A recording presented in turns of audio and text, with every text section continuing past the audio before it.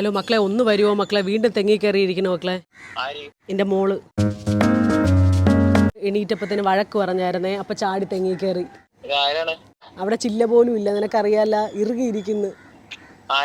2 മരത്തിന്റെ ഇടയിലായിപ്പോയി. ഒന്ന് ഇറക്കി തരുവോ? ഒന്ന് വരുവോ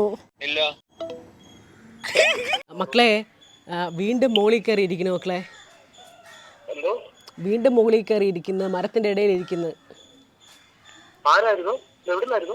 എൻ്റെ മോളെ വീണ്ടും രാവിലെ ഒന്ന് ചെറുതായിട്ടൊന്ന് വഴക്ക് കൂടിയായിരുന്നേ. ഒന്നുമില്ല, പാത്രം കഴുകാൻ പറഞ്ഞ് ചാടി മോളിൽ കയറി.